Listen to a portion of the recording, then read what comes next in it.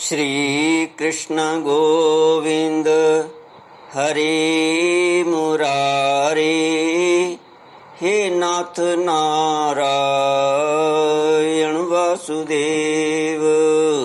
श्री कृष्ण गोविंद हरे मुरारे, हे नाथ नारायण वासुदेव। ओम नमो भगवते वासुदेवाय। ओम नमो भगवते वासुदेवाय। कृष्णाय वासुदेवाय हरये परमात्मने प्रणतक्लेशनाशाय गोविन्दाय नमो नमः। सच्चिदानन्दरूपाय विश्वोत्पत्त्यादिहेतवे तापत्रयविनाशाय श्रीकृष्णाय वयं नमः।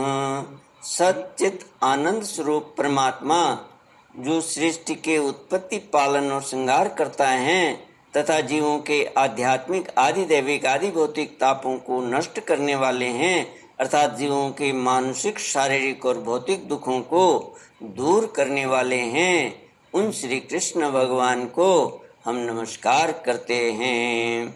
श्री कृष्ण गोविंद हरे मुरारे, हे नाथ नारायण वासुदेव। श्रीमद् भागवत दशम स्कंद अष्टादशोऽध्यायः श्लोक 26 से। श्री शुक उवाच कालेनाल्पेन राजर्षे रामकृष्णश्च गोकुले अघ्रिष्टजानुभिः पद्भिः विचक्रमतुरञ्जसा। ततस्तु भगवान् कृष्णो वयस्यैर्व्रजबालकैः सह रामो व्रजस्त्रीणां चिक्रीडे जनयन्मुद्दम। श्री कृष्ण गोविंद हरे मुरारे, हे नाथ नारायण वासुदेव। श्री सुखदेव जी महाराज कहते हैं, राजर्षि, कुछ ही दिनों में यशोदा और रोहिणी के लाडले लाल घुटनों का सहारा लिए बिना अनायास ही खड़े होकर गोकुल में चलने फिरने लगे। ये व्रजवासियों के कन्हैया स्वयं भगवान हैं, परम सुंदर और परम मधुर। अब ये और बलराम अपनी ही उम्र के ग्वाल बालों को अपने साथ लेकर खेलने के लिए व्रज में निकल पड़ते और व्रज की भाग्यवती गोपियों को निहाल करते हुए तरह तरह के खेल खेलते। उनके बचपन की चंचलताएं बड़ी ही अनोखी होती थीं। गोपियों को तो वे बड़ी ही सुंदर और मधुर लगती। एक दिन सब की सब इकट्ठी होकर नंद बाबा के घर आईं और यशोदा माता को सुना सुनाकर कन्हैया के करतूत कहने लगीं। अरे यशोदा, यह तेरा काना बड़ा नटखट हो गया है। गाय धोने का समय न होने पर भी यह बछड़ों को खोल देता है और हम डांटते हैं तो ठठा ठठा कर हंसने लगता है। यह चोरी के बड़े बड़े उपाय करके हमारे मीठे मीठे दही दूध चुरा चुरा कर खा जाता है। केवल अपने ही खाता तो भी एक बात थी, यह तो सारा दही दूध बानरों को बांट देता है और जब वे भी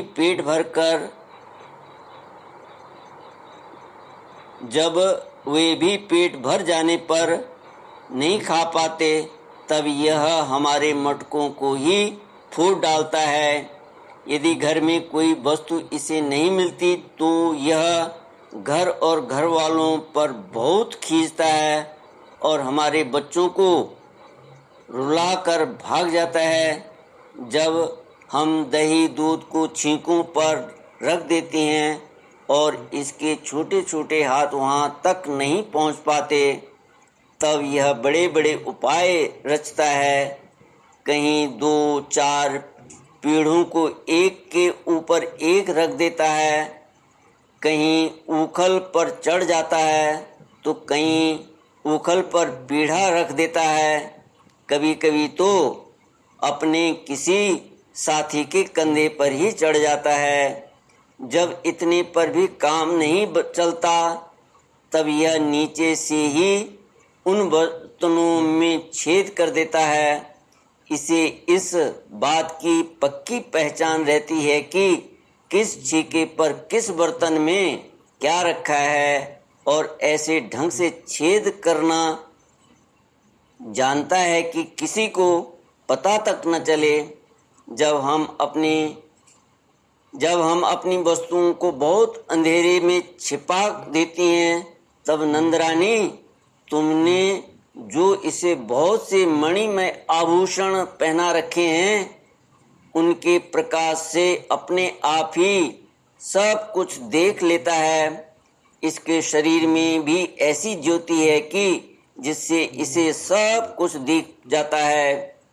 यह इतना चालाक है कि कब कौन कहाँ रहता है इसका पता रखता है, और जब हम सब घर के काम धंधों में उलझ ही रहती हैं, तब यह अपना काम बना लेता है। श्री कृष्ण गोविंद हरे मुरारी, हे नाथ नारायण वासुदेव।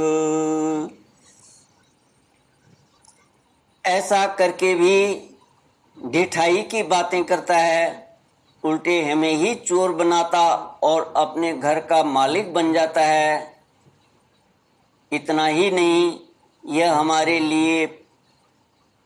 हमारे लिपे पुते स्वच्छ घरों में मूत आदि भी कर देता है। तनिक देखो तो इसकी ओर, वहाँ तो चोरी के अनेकों उपाय करके काम बनाता है, और यहाँ मालूम हो रहा है कि मानो पत्थर की मूर्ति खड़ी हो।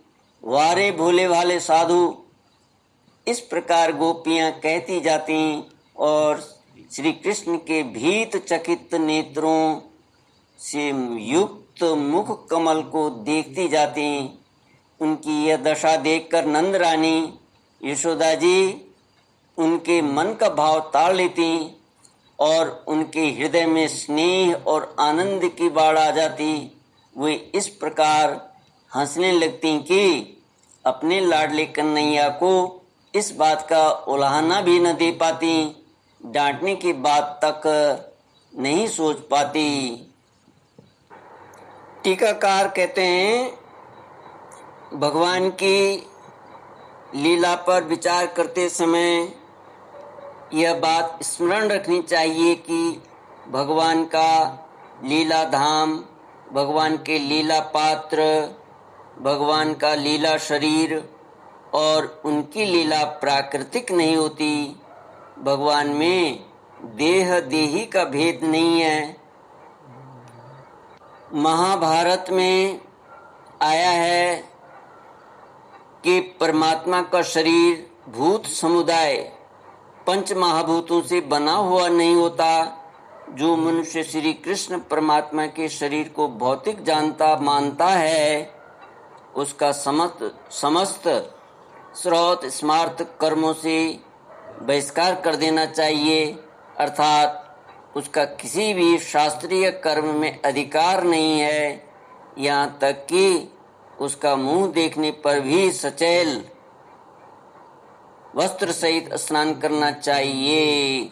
श्री कृष्ण गोविंद हरे मुरारे, हे नाथ नारायण वासुदेव। टीकाकार श्री हनुमान प्रसाद पोदार जी आगे कहते हैं कि श्रीमद् भागवत में ही ब्रह्मा जी ने श्री कृष्ण भगवान श्री कृष्ण की स्तुति करते हुए कहा है, आपने मुझ पर कृपा करने के लिए ही यह स्वेच्छामय सच्चिदानंद स्वरूप प्रकट किया है। यह पांच भौतिक कदापि नहीं है। इससे यह स्पष्ट है कि भगवान का सभी कुछ अप्राकृतिक होता है।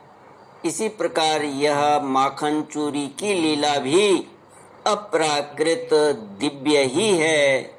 यदि भगवान के नित्य परम धाम में अभिन्न रूप से नित्य निवास करने वाली नित्य सिद्धा गोपियों की दृष्टि से न देखकर केवल साधना सिद्धा गोपियों की दृष्टि से देखा जाए तो भी उनकी तपस्या इतनी कठोर थी, उनकी लालसा इतनी अनन्य थी, उनका प्रेम इतना व्यापक था और उनकी लगन इतनी सच्ची थी कि भगवत वांछा कल्प तरु प्रेम रस में भगवान उनके इच्छा अनुसार उन्हें सुख पहुंचाने के लिए माखन चोरी की लीला करके उनकी इच्छित पूजा ग्रहण करें, चीरहरण करके उनका रहा सहा व्यवधान का पर्दा उठा दें और रास लीला करके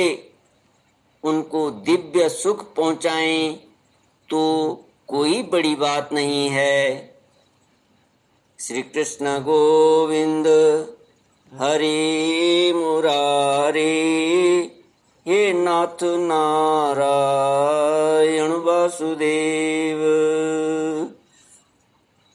टीकाकार आगे लिखते हैं, भगवान की नित्य सिद्धा चिदानंदमयी गोपियों के अतिरिक्त बहुत सी ऐसी गोपियां और थीं जो अपनी महान साधना के फलस्वरूप भगवान की मुक्त जन वांछित सेवा करने के लिए गोपियों के रूप में अवतीर्ण हुई थीं।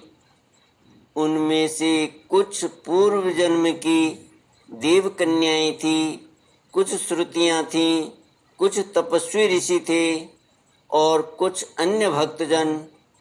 इनकी कथाएं विभिन्न पुराणों में मिलती हैं। श्रुति रूपा गोपियां जो नेति नेति के द्वारा निरंतर परमात्मा का वर्णन करते रहने पर भी उन्हें साक्षात रूप से प्राप्त नहीं कर सकती। गोपियों के साथ भगवान की दिव्य रस में विहार की बात जानकर गोपियों की उपासना करती हैं और अंत में स्वयं गोपी रूप में परिणित होकर भगवान श्री कृष्ण को साक्षात अपने प्रियतम रूप से प्राप्त करती हैं। इनमें मुख्य श्रुतियों के नाम हैं उद्गीता, सुगीता, कलगीता, कलकंठिका और विपंची आदि। भगवान के श्री रामावतार में उन्हें देखकर मुग्ध होने वाले, अपने आप को उनके स्वरूप और सौंदर्य पर न्यौछावर कर देने वाले सिद्ध ऋषिगण, जिनकी प्रार्थना से प्रसन्न होकर भगवान ने उन्हें गोपी होकर प्राप्त करने का वर दिया था, व्रज में गोपी रूप से अवतीर्ण हुए थे। इसके अतिरिक्त मिथिला की गोपी, कौशल की गोपी, अयोध्या की गोपी, पुलिंद गोपी, रमा वैकुंठ, श्वेतद्वीप आदि की गोपियां और जालंधरी गोपी आदि गोपियों के अनेकों यूथ थे, जिनको बड़ी तपस्या करके भगवान ने भगवान से वरदान पाकर गोपी रूप में अवतीर्ण होने का सौभाग्य प्राप्त हुआ था। पद्म पुराण के पाताल खंड में बहुत से ऐसे ऋषियों का वर्णन है जिन्होंने बड़ी कठिन तपस्या आदि करके अनेकों कल्पों के बाद गोपी स्वरूप को प्राप्त किया था उनमें से कुछ के नाम निम्नलिखित हैं। वे नाम अगले वीडियो में दिया जाएगा, क्योंकि यह वीडियो लंबा होने के कारण इसको यहीं पर विराम देते हैं। श्री कृष्ण गोविंद हरे मुरारे, हे नाथ नारायण वासुदेव। ओम पूर्णमद पूर्णमिदं पूर्णात् पूर्णमुदच्यते पूर्णस्य पूर्णमादाय पूर्णमेवावशिष्यते। ओम शांति शांति शांति। हरि ओम श्री गुरुभ्यो नमः। हरि ओम।